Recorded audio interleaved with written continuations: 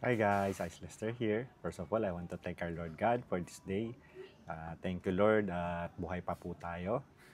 Thank you po at nandito tayo ulit kapag gawa pa po tayo ng content, ng video po.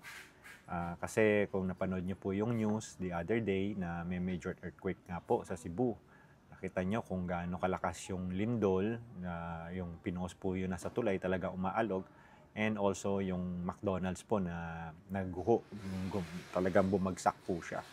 Thank you Lord, wala pong nabagsakan. But then again po, marami pong namatay. Kasi malakas po talaga yung lindol. So yan nga po yung sinishare ko po lagi sa inyo na maging ready po tayo.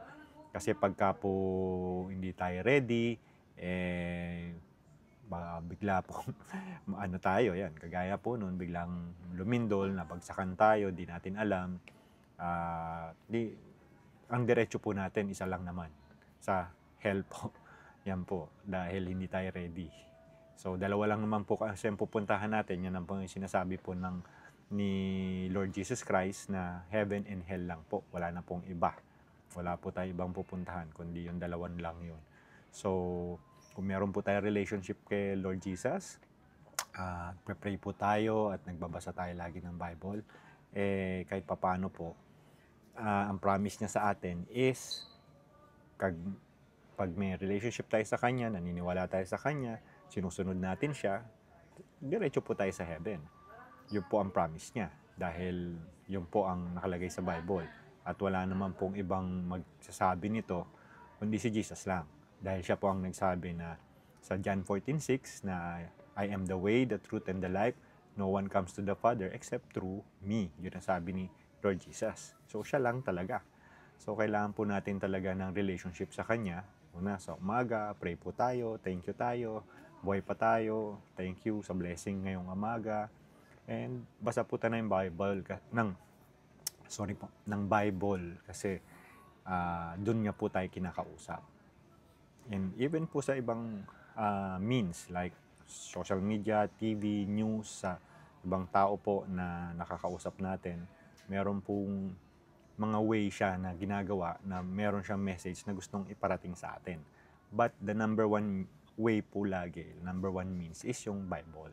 Kasi andun po yung sabi nga po ni Jesus, man shall not live by bread alone, but by every word of God. Yun po ang sabi niya. So, kailangan po tayong nagbabasa ng Bible every day. Like, ako po, pagising ko, siya po lagi inuuna ko, magpapray, and basa po ng Bible. Sa New Testament po tayo.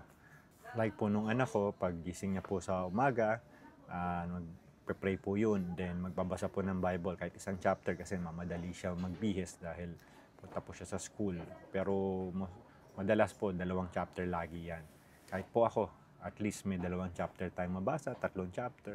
Then, ano po, mababasa nyo kung meron tayong problema, meron tayong iniisip, magugulat tayo, doon tayo kinakausap ni Lord.